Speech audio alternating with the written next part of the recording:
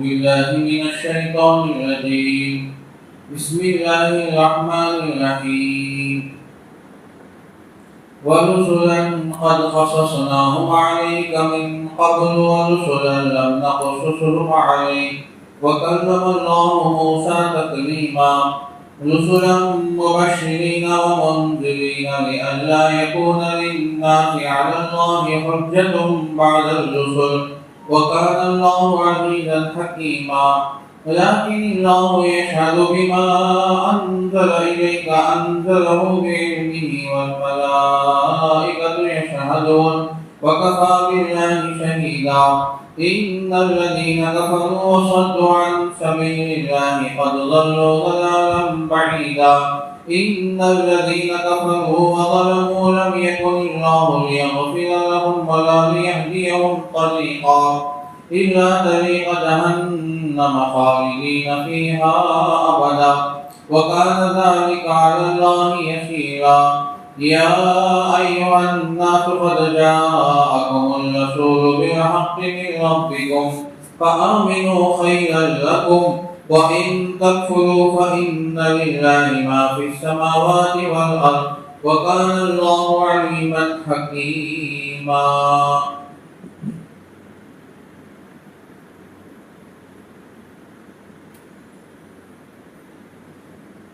میں مانگتا ہوں میں اللہ کی شیطان مردود سے بسم اللہ الرحمن الرحیم شروع کرتا ہوں میں اللہ کے نام سے جو بڑا مہربان نہایت رحم والا ہے۔ جن آیتوں کی تلاوت ہوئی ہے یہ آیتیں سورہ مائدہ سورہ نساء کی ہیں۔ ان آیات میں اللہ تعالیٰ اپنے نبی حضرت محمد رسول اللہ صلی اللہ علیہ وسلم کو پچھلے حضرات انبیاء علیہ السلام کے واقعات اور قصوں کو سناتا ہے تاکہ اللہ کے نبی صلی اللہ علیہ وسلم کو ایک گونا تسلی ہو جائے۔ قرآن کریم کے اندر اللہ نے حضرات انبیاء علیہ السلام کے واقعات کو اس لیے ذکر فرمایا ہے تاکہ ان واقعات کو سن کر اللہ کے نبی صلی اللہ علیہ وسلم کو تسلی ہو جائے، اور جب بھی حالات آتے ہیں، جب بھی کافروں کی طرف سے اللہ کے نبی صلی اللہ علیہ وسلم کو تکلیفیں اذیتیں پہنچتی ہیں تو اس وقت میں اللہ تعالیٰ آیتوں کو اتارتے ہیں، واقعات کو سناتے ہیں۔ کبھی حضرت موسیٰ کا واقعہ، کبھی حضرت نوح کا، کبھی حضرت ادریس کا، کبھی حضرت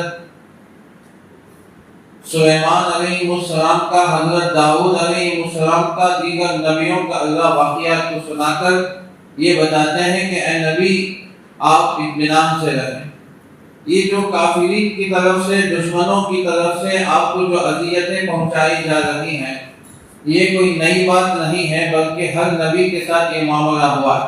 ہر نبی ستائے گئے، ہر نبی پریشان کیے گئے، ہر نبی کے اوپر حالات آئے، تو اس وقت میں حضرات انبیاء علیہ السلام نے کیا کیا؟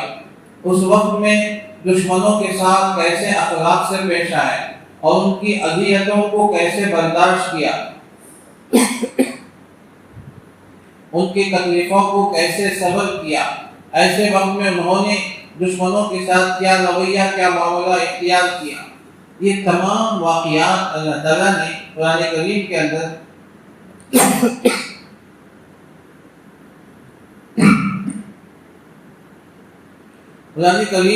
مختلف واقعات کو ذکر فرما کر اللہ کے نبی کو تسلی دے رہے ہیں۔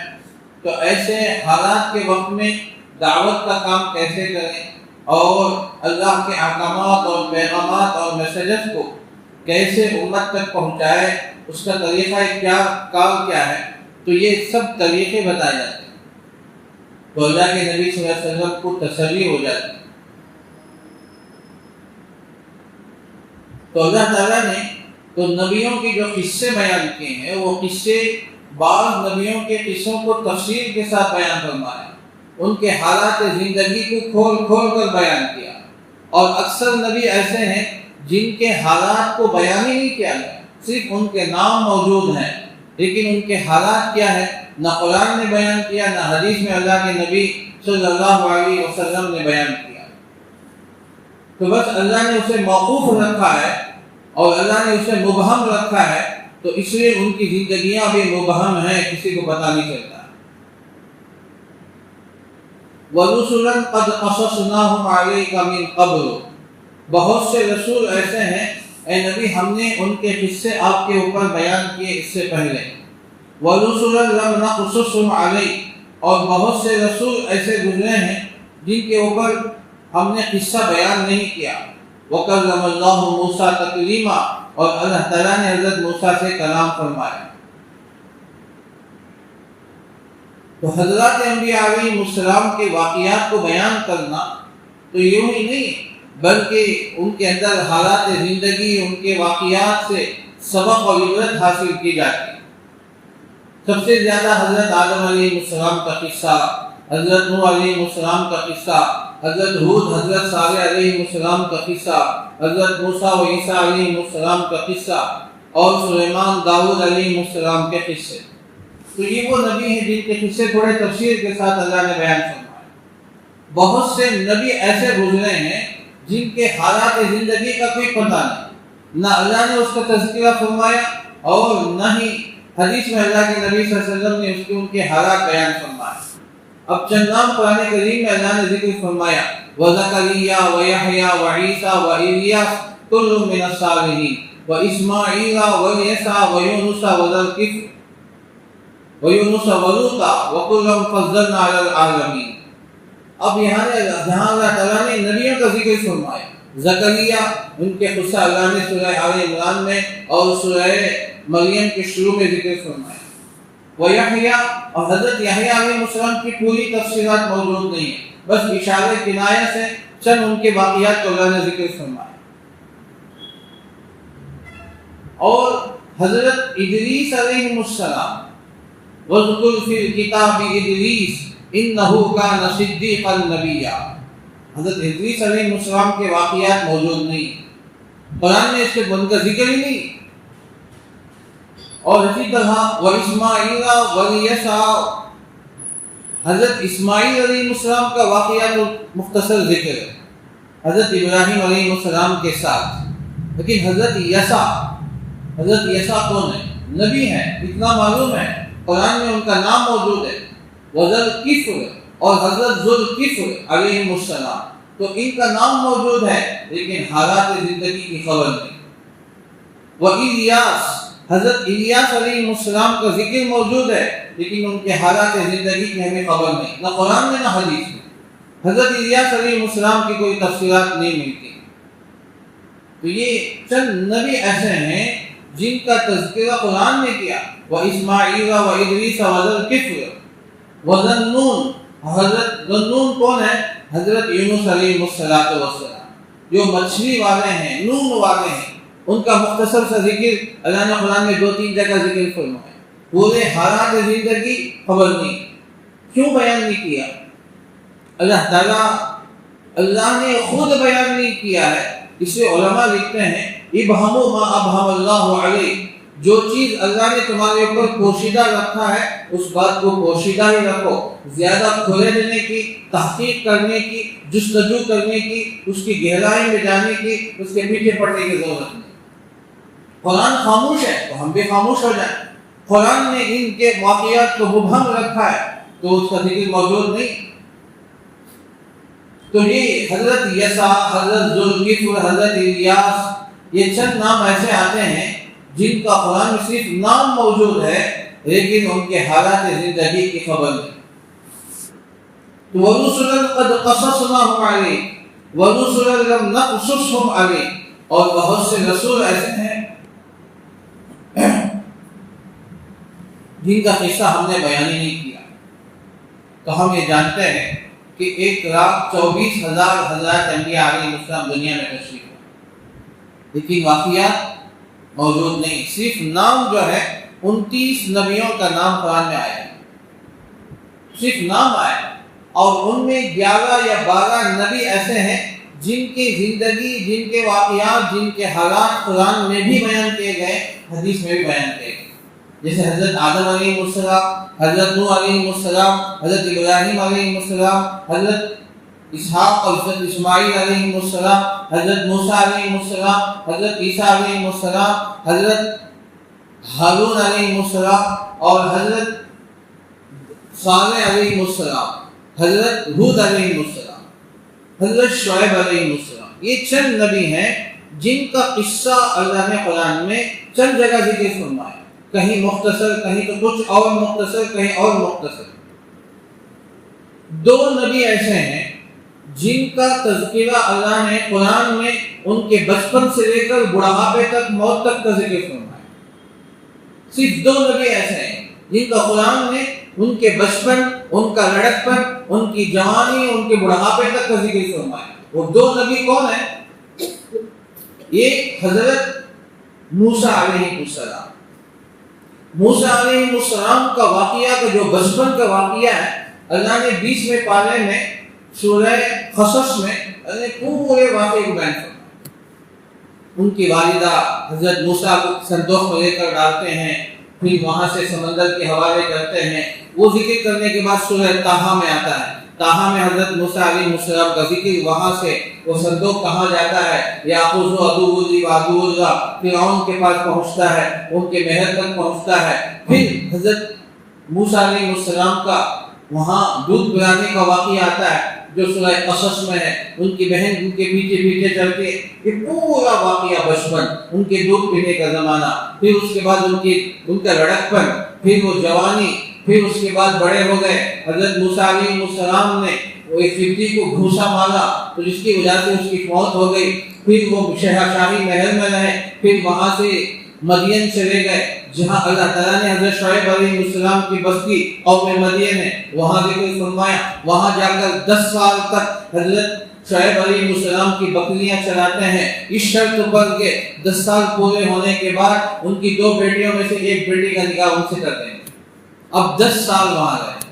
یہ پورا واقعہ 20ویں پارے میں سورہ قصص میں تقریباً 3-4 رکوع کے اندر، 4-5 رکوع میں سورہ قصص میں تقریباً پاؤں پارا انہی کا تذکرہ. اب پھر حضرت موسیٰ علیہ السلام 10 سال بکریاں چلانے کے بعد حضرت شعیب علیہ السلام وعدے کے مطابق ان کا نکاح اپنی بیٹی کے ساتھ کر دیتے ہیں. پھر 1-2 مہینے وہاں رہتے ہیں. پھر اس کے بعد وہاں سے حضرت موسیٰ علیہ السلام اپنی بیوی کو لے کر پھر مصر کی طرف آتے ہیں. اب یہاں تک کا یہ واقعہ موجود ہے. پھر اس کے بعد سورہ طٰہٰ میں جب وہ کوہ طور پہ آئے تو اللہ تعالیٰ نے ان کو آگ کی ضرورت پڑی. وَمَا تِلْكَ بِيَمِينِكَ يَا مُوسَىٰ قَالَ هِيَ عَصَايَ أَتَوَكَّأُ عَلَيْهَا وَأَهُشُّ بِهَا. وہاں جا کر نبی بنتے ہیں. تو وہاں بھی 4-5 رکوع کے اندر حضرت موسیٰ علیہ السلام کا پورا واقعہ. اب نبوت سے ملنے سے پہلے تک سورہ قصص میں، نبی بننے کے بعد حضرت موسیٰ علیہ السلام کا واقعہ سورہ طٰہٰ میں، اور اسی طرح سورہ بنی اسرائیل میں اور سورہ بقرہ کے اندر موجود ہے. تو ایک واحد نبی ایسے ہیں جن کا پورا تذکرہ بچپن سے لے کر موت تک کا پورا تذکرہ موجود ہے. حضرت آدم کا بھی اتنا تفصیل موجود نہیں، حضرت ابراہیم کا بھی اتنا واقعہ تفصیل ہے. دوسرے نبی حضرت یوسف علیہ السلام، حضرت یوسف علیہ السلام کا پورا قصہ ایک ہی صورت میں ایک ہی جگہ اللہ نے بیان کیا. تقریباً پونا پارہ، 1 پارے کے قریب. سورہ یوسف کے اندر بچپن میں خواب دیکھا، وہاں سے اللہ شروع کرتے ہیں. اذ قال یوسف لأبیہ یا ابتی انی رأیت 11 کوکبا والشمس والقمر رأیتهم لی ساجدین. خواب دیکھتے ہیں. خواب دیکھ کر اپنے باپ حضرت یعقوب علیہ السلام جو نبی ہیں ان سے قصہ سناتے ہیں. یعقوب علیہ السلام سمجھ جاتے ہیں. کہا کہ یا بنی لا تقصص رؤیاک، تو اے بیٹے تو یہ قصے کو اپنے بھائیوں کے پاس مت سنا. وہاں سے واقعات، ان کے بھائیوں نے حسد کیا، ان کو کھیلنے کے بہانے لے کر گئے، جنگل میں جا کر ایک کنویں میں ڈال دیا اور وہ کنویں میں رہے. وہاں سے کنویں میں نکال کر قافلے والوں نے مصر لے کر گئے. مصر میں جا کر ان کو وہاں کے بازار میں اونچی دام کے اندر خریدا. جو عزیز مصر تھا ان کی بیوی نے، ان دونوں نے مل کر حضرت یوسف کو بڑی قیمت اونچی دام میں خریدا، پھر وہ شاہی محل میں پہنچے، وہاں رہے، وہاں رہنے کے بعد جوان ہو گئے، تو جوان ہونے کے بعد جو عزیز مصر کی بیوی زلیخا ان کے اوپر عاشق ہو گئی، پھر وہ تمام واقعہ، پھر اس کے بعد کا واقعہ، اور مصر کی جتنی عورتیں وہ تمام آپ کے پیچھے پڑ گئی، ان کے عشق میں پریشان ہو گئے، تو یہ تمام باتیں، پھر اس کے بعد عزیز مصر نے دیکھا کہ ان کا قصہ طویل ہوتا جا رہا ہے اور مصر کی پوری عورتیں حضرت یوسف کے پیچھے پڑی ہوئی ہیں، تو کسی بہانے سے ان کو جیل میں ڈال دیا، تو جیل میں 7 سال تک رہے۔ اب بادشاہ نے، وقت کا جو بادشاہ تھا اس نے خواب دیکھا، اب خواب کی تعبیر کسی نے نہیں بتائی، پھر وہ جیل سے نکال کر بادشاہ کے پاس پہنچے اور بادشاہ کو خواب کی تعبیر بتائی اور پورا واقعہ، پھر یہاں تک کہ حضرت یوسف علیہ السلام کو جب دیکھا کہ خواب کی تعبیر اور انہوں نے 5 سالی کا زمانہ آیا، تو اس وقت حضرت یوسف علیہ السلام نے غلہ اندوزی کیسے کیا، غلہ اندوزی کرنے کے بعد 7 سال تک انہوں نے اناج کیسے عوام میں، پبلک میں تقسیم کیا، غریبوں میں تقسیم کیا، یہ آپ کی دور اندیشی، آپ کی ذہانت، آپ کی فطانت دیکھ کر وقت کا بادشاہ بھی آپ کو وزیر خزانہ بنا دیا، اجعلنی علی خزائن الارض، وزیر خزانہ آپ کو بنا دیا۔ پھر چند مہینوں کے بعد، 1 سال کے بعد بادشاہ مر گیا، تو پھر اس کے بعد حضرت یوسف علیہ السلام بادشاہ بنے۔ بچپن سے لے کر یہ 40 سال کا عرصہ، اس میں جتنے حالات حضرت یوسف علیہ السلام اب یہاں سے نکلے ہیں، کوہے میں پہنچے ہیں، کوہے سے نکلے ہیں اور مصر کے بازار میں پہنچے ہیں، مصر کے بازار سے نکل کے شاہی محل میں پہنچے ہیں، شاہی محل سے نکل کر جیل خانے میں گئے، جیل خانے سے نکل کر شاہی تخت پہ جا کے بادشاہ بن کے بیٹھے۔ اب اس کے بعد ان کے بھائی وغیرہ 40 سال کے بعد ان کے والد محترم پھر وہاں سے مصر آتے ہیں، تو اس کے بعد اور پورے مصر منتقل ہوتے ہیں، یہاں تک کہ حضرت یوسف علیہ السلام اپنے ماں باپ کو اور اپنے 11 بھائی، ان کی تمام فیملی کو مصر منتقل کرتے ہیں، کنعان سے مصر منتقل کرتے ہیں۔ حضرت یعقوب علیہ السلام کا انتقال ہوتا ہے، پھر اس کے بعد حضرت یوسف علیہ السلام کا بھی ایک زمانے کے بعد انتقال ہوتا ہے۔ تو یہ پورا واقعہ صرف 2 نبی کا ایسا ہے جو قرآن نے ذکر کی، کسی اور نبی کا نہیں۔ وَرُسُلًا قَدْ قَصَصْنَاهُمْ عَلَيْكَ مِنْ قَبْلُ، اے نبی بہت سے رسول ایسے ہیں جن کا قصہ ہم نے بیان کیا۔ اب عجیب بات یہ ہے، قرآن حضرت یوسف علیہ السلام کے قصے کے بارے میں کہتا ہے نَحْنُ نَقُصُّ عَلَيْكَ أَحْسَنَ الْقَصَصِ، اے نبی جی ہم بہترین قصہ آپ کو بیان کرتے ہیں۔ واقعات شروع ہو رہا ہے، اس سے پہلے خود اللہ کہتے ہیں کہ اے نبی جی ہم آپ کو یوسف کا قصہ، مزیدار قصہ ہم آپ کو سناتے ہیں۔ احسن القصص، کیسے؟ بما اوحینا الیک، وحی کے ذریعے سے، وحی الہی کے ذریعے سے ہم آپ کو بہترین قصہ، تو احسن القصص فرمائے، تمام قصوں میں سب سے مزیدار، سب سے بہترین قصہ حضرت یوسف علیہ السلام کا۔ یہاں بات یاد آتی ہے کہ ہمارے استاد محترم ہم سب جانتے ہیں محمود الحسن صاحب رحمۃ اللہ علیہ فرمایا کرتے تھے، ہم تو حضرت یوسف کو، واقعے کو ہم صرف ایک پہلو میں دیکھتے ہیں، بھائیوں نے حسد کیا، پھر دوسرا قصہ ہم جو دیکھتے ہیں تو زلیخا نے عشق کی، حقیقت میں 15 علوم ہیں اس کے اندر، سورہ یوسف کے اندر 15 علوم ہیں، وہ حضرت کا علم تھا، 15 علوم بیان کرتے تھے مختصر انداز میں۔ ہم صرف ایک صورت کو دیکھتے ہیں، زیادہ سے زیادہ بھائیوں کا حسد اور اس کے بعد زلیخا کا حسن رشک، اتنا ہی اس کے اور نہیں، لیکن اس کے اندر 15 علوم ہیں۔ چونکہ وہ تفسیر تو یہ نہیں ہے تو اسے اس کا تفسیر کا وقت کہنے کا نہیں، جو 15 علوم ہیں۔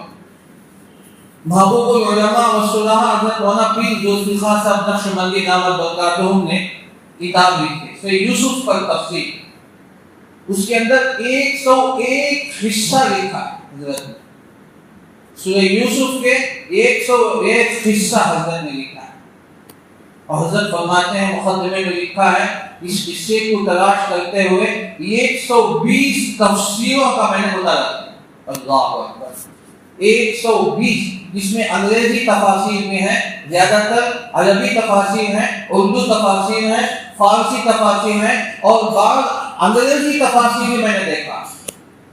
تب جا کر حضرت فرماتے ہیں کہ سورہ یوسف میں صرف 101 قصہ حضرت نے بیان کیا.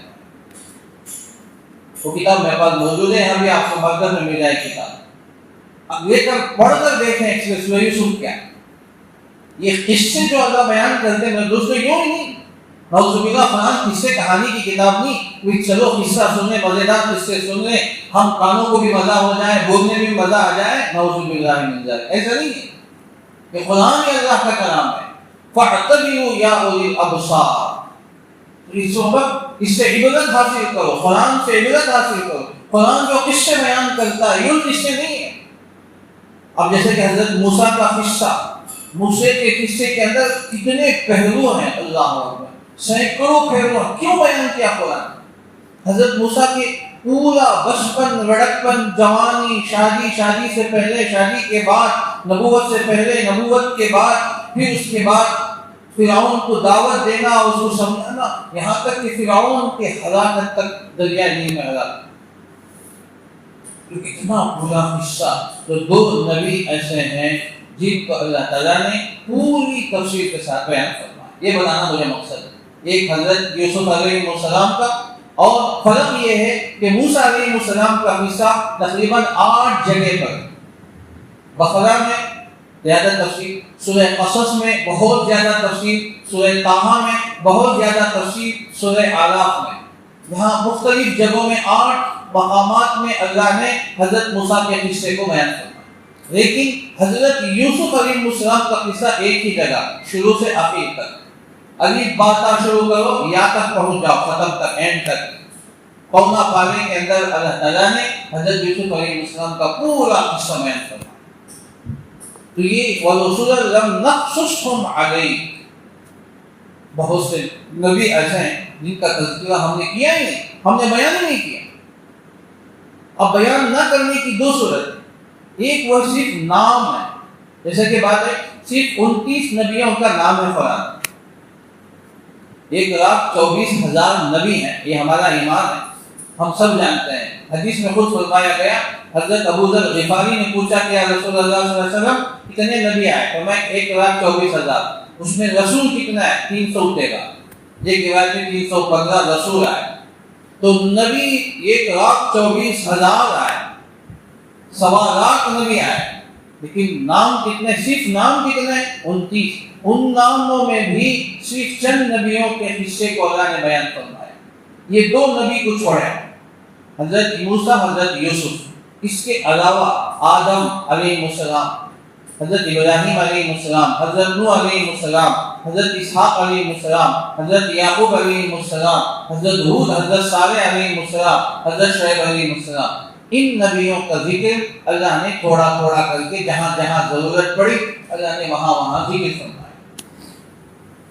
اب حضرت ابراہیم علیہ السلام کا جو قصے میں ہے, اس لیے کہ اس میں 2 پہلو ہیں. اب اس کی تفصیل کا وقت نہیں, اس میں 2 پہلو اللہ نے ذکر فرمایا. ایک آپ کے 2 بیٹے ہیں, ایک حضرت اسحاق چھوٹے بیٹے ہیں, حضرت اسماعیل بڑے بیٹے ہیں. حضرت اسماعیل بڑی چھوٹی بیوی کے بڑے بیٹے, حضرت اسحاق بڑی بیوی کے چھوٹے بیٹے.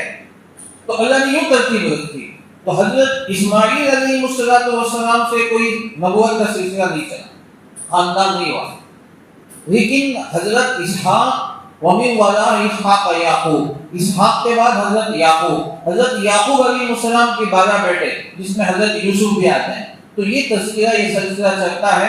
یہ 12 بیٹوں کا جو خاندان ہے اسی کو بنی اسرائیل کہتے ہیں. اب یہ تقریباً 1,70,000 تک یہ پھیلے ہوئے ہیں بنی اسرائیل, 70,000 1,00,000 کے قریب. تو اس لیے جب فرعون آیا تو اسے ہضم نہیں ہوا. یہ سب کے سب نبی کے خاندان ہیں, آگے چل کر کیا ہوگا, اس کو ختم کر. تو اس نے, اب بات آگے تو بات کیا, اس نے 3 پلاننگ کی. ایک اس کی پلاننگ فرعون کی یہ تھی کہ ایک جو بوڑھے ہو گئے ان کو یوں ہی چھوڑ دو, چند سال میں ختم ہو جائیں, مر جائیں. ایک اس کی پلاننگ ہے. فرعونیت کی جو ذہن تھی نا, فرعونی ذہن, تو یہ اس کا ذہن تھا. ایک دم جو بوڑھے ہو گئے, چند سال میں, کوئی 5 سال میں, کوئی 10 سال میں مر جائے اور ختم ہو جائے. دوسری جو نسل ہے نوجوان مرد عورتوں کی, ان کو غلام باندی بنا دیا، بندہ بنا کے رکھ دیا۔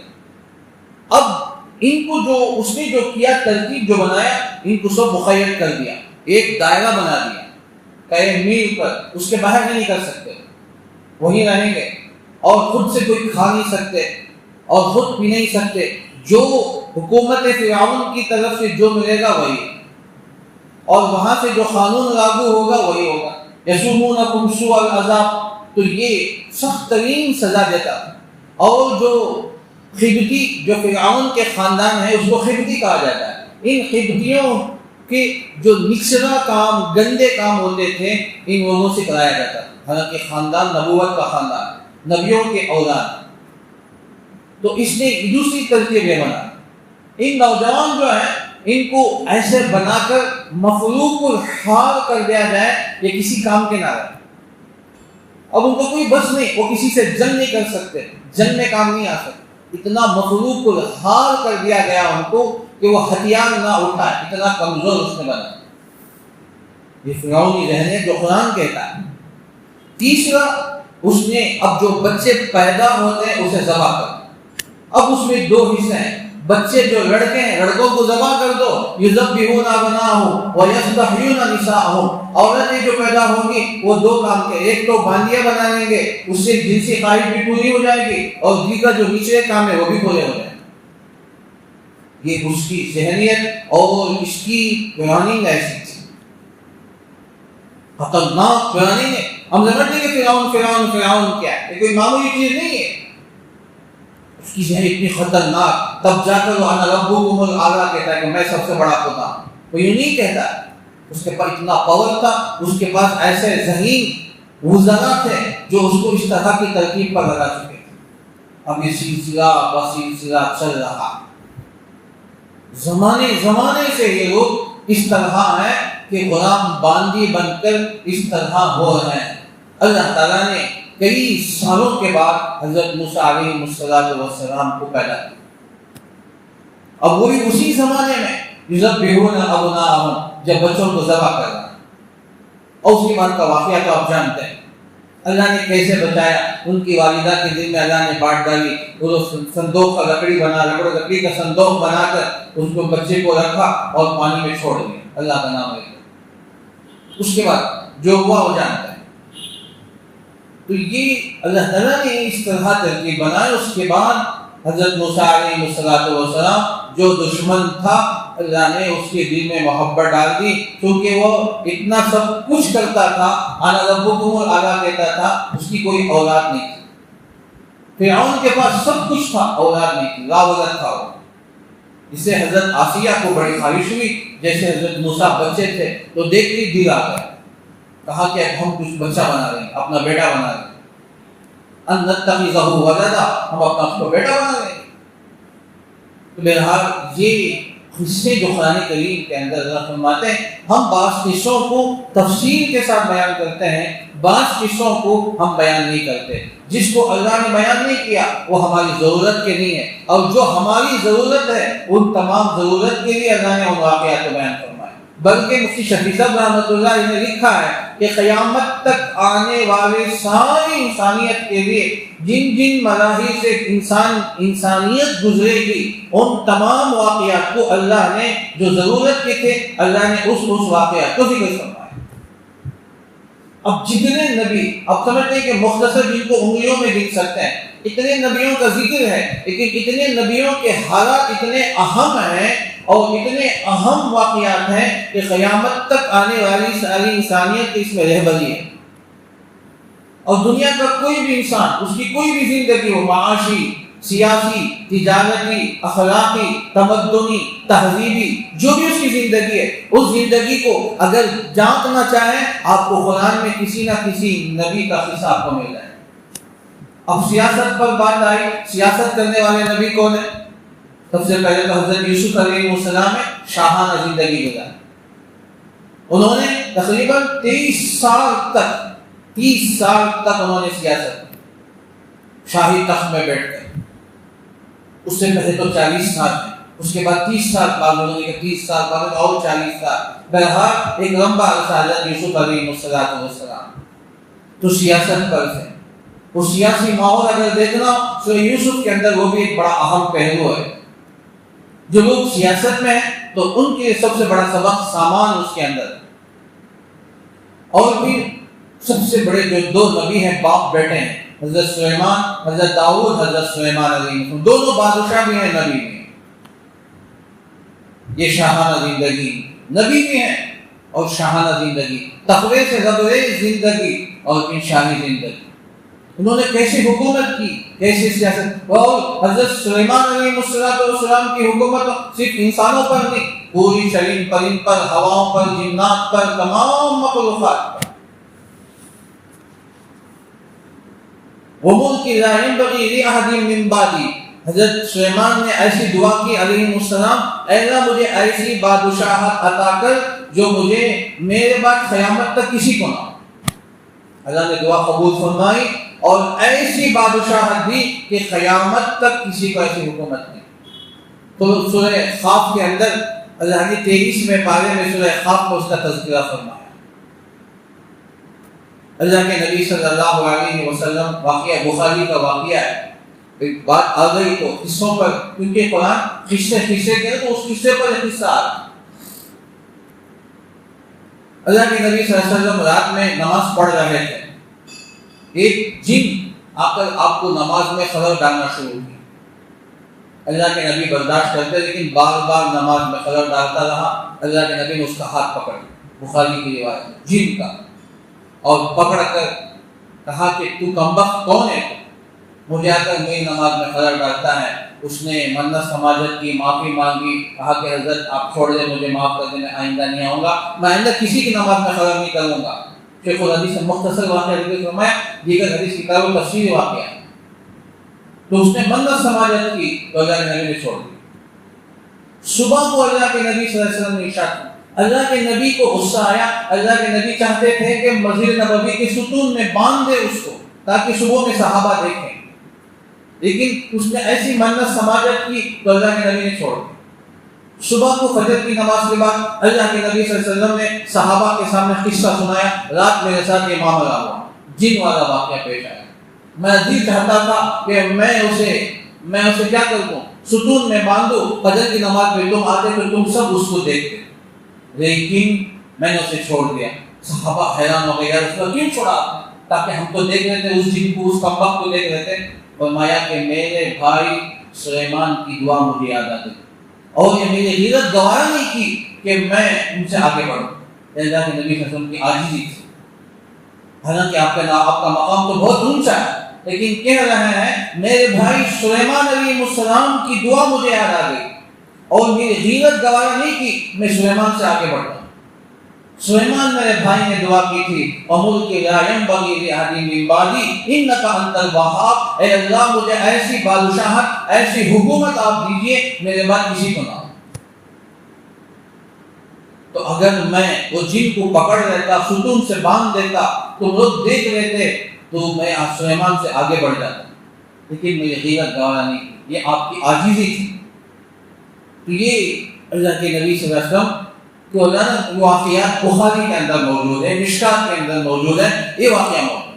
اب میں بتانا یہ کہ یہ قصہ سیاسی جو قصہ ہے, حضرت سلیمان علیہ السلام, حضرت داؤد علیہ السلام. حضرت داؤد علیہ السلام, حضرت داؤد بادشاہ کے سپہ سالار اعظم تھے, کمانڈر تھے, جو سورہ سیفون کے آخری صفحے میں واقعہ موجود ہے. وَقَتَلَ دَاوُودُ جَالُوتَ وَآتَاهُ اللَّهُ الْمُلْكَ وَالْحِكْمَةَ وَعَلَّمَهُ مِمَّا يَشَاءُ. جالوت ظالم بادشاہ ہے, طالوت بادشاہ ہے, جو نیک بادشاہ مسلمان ہیں, ان کے کمانڈر ہیں, چیف کمانڈر ہیں حضرت داؤد علیہ السلام.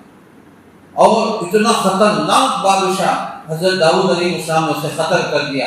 طالوت بادشاہ بڑے نیک تھے, خوش ہو گئے, اپنی بیٹی کا نکاح ان سے کر دیا, اور طالوت کے انتقال کے بعد بادشاہت حضرت داؤد علیہ السلام کو اللہ نے یوں منتخب کیا. پھر اس کے بعد حضرت سلیمان علیہ السلام. تو اس میں سیاسی ماحول, جنگی ماحول, اخلاقیات, تہذیبی, تمدنی, پوری زندگی اس کے اندر موجود ہے. ہم قرآن کو صرف ایک پہلو دیتے ہیں, قرآن کے اندر تمام چیزیں موجود ہیں. آپ مختصر میں ہر چیز موجود ہے, آپ بتائیں کون سی چیز نہیں ہے قرآن, یہ آپ بتائیں.